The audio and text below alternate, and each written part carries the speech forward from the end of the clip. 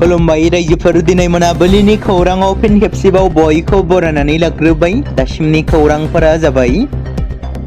गिबि खौराङाव दङ आसामनि देरसिन आनजाद एपिएससि आनजादखौ थांनाय 14 फेब्रुवारि खालाराव गोदानै आनजादनि फिथाइखौ रोखायै फोसावफिननायनि उनाव बर' हारिनिफ्रायबो सा 9 बिजाथिफोरा उथ्रिसार जानो हादोंमोन। फारियै अमरज्योति बर', डेभिड दैमालु बसुमतारी, पिंकु बर', क्लिन्टन सोरगियारि, प्रसेनजित बसुमतारी, प्रिन्स टम हाज'वारी, हर्षजित बसुमतारी, ऋषिकेश बसुमतारी आरो मुसुखा ब्रह्म बिथांमोना।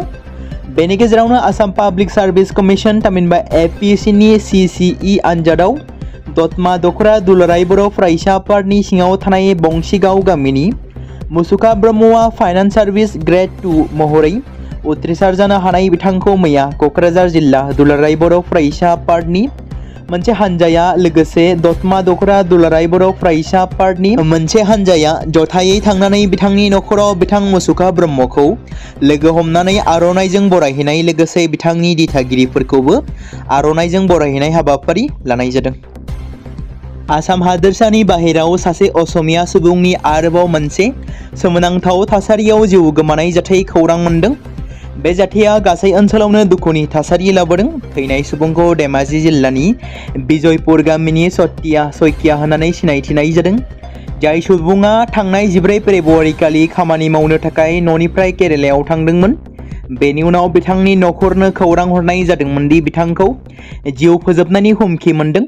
बिथाङा अन्ध्र प्रदेशनि तेलानी जंक्शननिफ्राय गावनि नखरनो जोबथा फन खालामदोंमोन। अखानायै फुङाव बिथांनि नखरनि सुबुंफोरा बिथांनि थैनायनि खौरांखौ मोनदोंमोन आरो बिखौ सोर बुथारदोंमोन आरो मानो बुथारदोंमोन दासिम मिथिनो मोननाय जायाखै। पुलिसनि नायबिजिरनायाव गासैबो फोरमायथिखौ मोनगोन होननानै रिपर्टआव फोरमायदों। दिनै कंग्रेसनि दैदेनगिरि प्रियंका गान्धीआ आसामाव सफैबाय। बरझारनि लकप्रिय गपिनाथ बरदलै इन्टारनेशनेल बिरखं गाथोनाव ओंखारनायनि उनावनो MP प्रियंका गान्धीआ थोंजोङै जारिमिनारि कामाख्या मन्दिरसिम थांनानै फुजा खालामो। मा कामाख्यानि आथिङाव गंग्लायनानै प्रियंका गान्धीआ 12:30 रिंगासोआव गुवाहाटीआव सफैफिनो। मख'जाथाव दि बिधान सभानि बिसायख'थि खाथि सफैगासिनो दं। कंग्रेसनि दैदेनगिरि एबा MP प्रियंका गान्धीआ साननैनि दावबायनाय हाबाफारिनि गेजेरजों मोनसे जायगानिफ्राय गुबुन मोनसे जायगासिम मेहेरगोनां बिसायख'थि सावरायमेलाव बाहागो लागोन।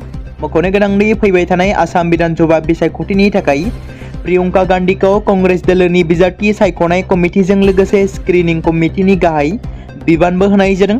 बे बिबानखौ मोननायनि उनाव प्रियंका गान्धीआ गिबि खेबनि थाखाय आसामाव फैदों।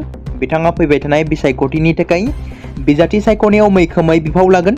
मिथिनो मोननाय जादों दि 20 फेब्रुवारि खालि फुंनि 11:30 रिंगायाव प्रियंका गान्धीआ गुवाहाटीआव थानाय राजीव भवनाव जानाय मोनसे हाबाफारियाव बाहागो लागोन।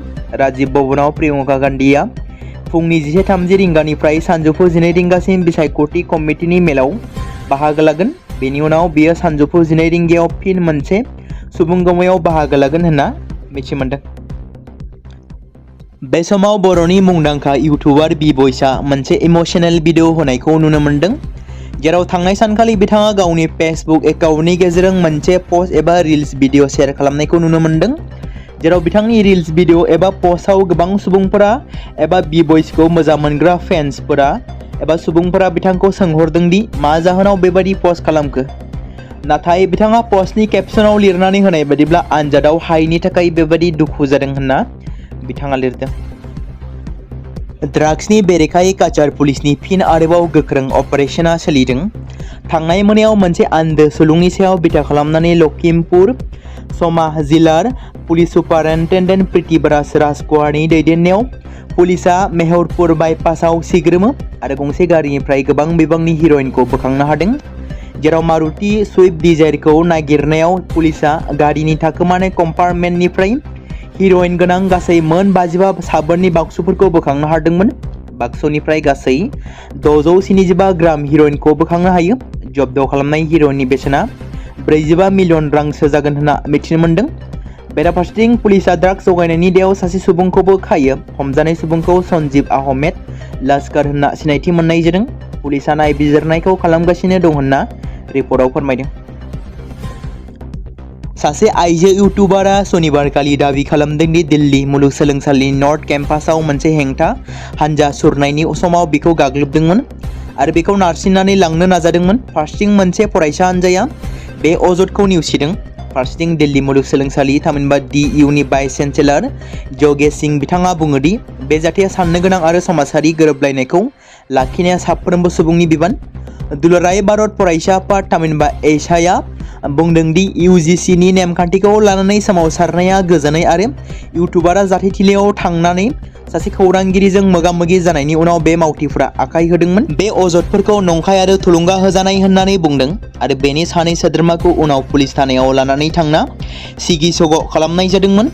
गाज्रि आखु दिन्थिनाय जादोंमोन जेब्ला बिथांमोना अजद होनो थांदोंमोन। फरायसा हानजाया बेखौबो बुंदों दि अनलाइन फोसावजानाय भिडिअफोरा जाथायनि गासै फारिखौ दिन्थिया। जाथायनि गोबां भिडिअफोरखौ ससियेल मिडियायाव फोसावनाय जादों, जेराव मोनफ्रोमबो हानजाया दाबि खालामदों दि बिबाना गुबुन सासेनि आखायाव दं। दिल्ली पुलिसआ बुङो दि इउटुबार आरो सासे आइजो आयशा फरायसानि अजदनि सायाव बिथा खालामनानै मोननै FIR होनाय जादों।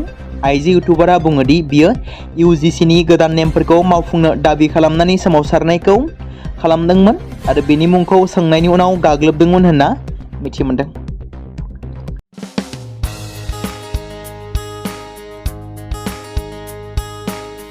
बे समाव मोनसे गोजोनथाव खौरां। BTC हालामनि रायजो राजाफोरनि थाखाय मोनसे गोनां फोसावथाय। क'क्राझार जिल्लानि सिङाव थानाय बड'लेण्ड एकाडेमि सिनियर सेकेन्डारि स्कुला लानानै फैदों गोजोनथाव खौरां। बड'लेण्ड एकाडेमि सिनियर सेकेन्डारि स्कुला 2026 आरो 2027 सोलोंथाइ बोसोरनि थाखाय लानानै फैदों नार्सारिनिफ्राय लानानै थाखो 9 सिम फरायसा आरो फरायसुलिफोरनि गुनगोनां सोलोंथाइनि थाखाय खम बेसेनावनो गोदानै मुं थिसननायनि खाबुखौ होगासिनो दं।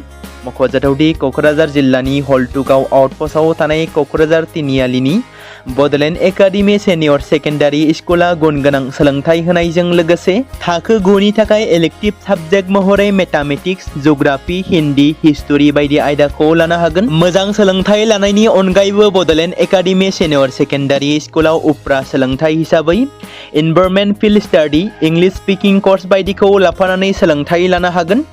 बेनि अनगायैबो गोजान लामा हान्थिनानै फरायग्रा फरायसा फरायसुलिफोरनि थाखाय आलादायै मोजां हस्टेलाव थानानै फरायनो हानायनि खाबुफोर होनाय जादों।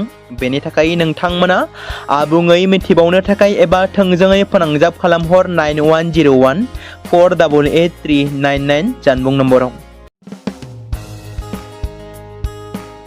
बे समाव मोनसे गोनां फोसावथाय। बर' सावथुन नायनानै मोजां मोनग्रा गासै बर' रायजो राजाफोरनि गेजेराव लानानै फैदों मोनसे बर'नि OTT प्लेटफर्म गोनां, जाय प्लेटफर्मनि गेजेरजों नोंथांमोना बर'नि गोदान सावथुनफोरखौ नुनो मोनगोन।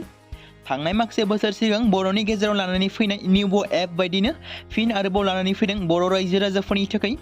बे बाथ्राखौ मख'नाया गोनांदि 2025 मायथाइनि जानुवारि दानाव ओंखारनाय आंगो स्ट्रिम मुंनि मोनसे OTT प्लेटफर्म गोनां निउबो एपनि गेजेरजों नोंथांमोना गोबांथार बर'नि सावथुनफोर जेरै ट्रेजेडि, रमान्टिक, एक्शन आरो कमेडिजों बुंफबनाय सावथुनफोरखौ नुनो मोनगोन। जेरै सनानि नखर, थांखि गैयै समाज, अनसुला आफा, हिर', बिमा बायदि बाजै, अर, थैसाम, वान्टेड, संदान आरो रं नाम्बार बायदि सावथुनफोरा मख'जाथाव।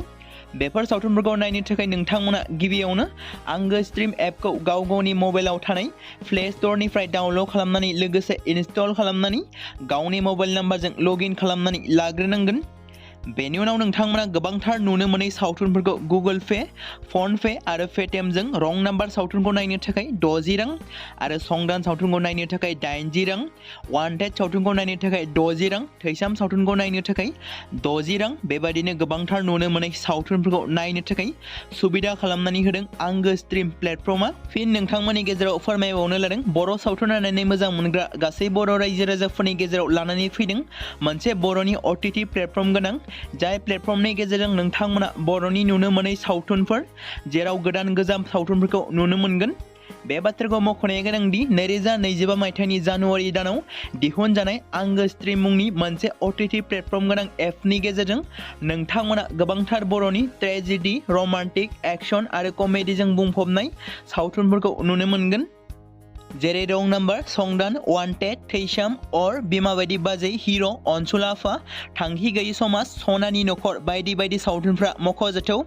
बेफोर सावथुनफोरखौ नायनो थाखाय नोंथांमोना गिबियावनो आंगो स्ट्रिम एपखौ गावनि मबाइलाव थाखानाय प्ले स्ट'रनिफ्राय इनस्टल खालामनानै गावनि मबाइल नाम्बारजों लगइन खालामखांनायनि उनाव नोंथांमोना गोबांथार नुनो मोननाय सावथुनफोरखौ गुगोल पे, फन पे आरो पेटिएमजों रं नाम्बार सावथुनखौ नायनो थाखाय 60 रां, संदान सावथुनखौ नायनो थाखाय 80 रां, वान्टेड सावथुनखौ नायनो थाखाय 60 रां, थैसाम सावथुनखौ नायनो थाखाय 60 रां, बेफोरबायदिनो अर सावथुनखौ नायनो थाखाय 60 रां पे खालामनांगोन।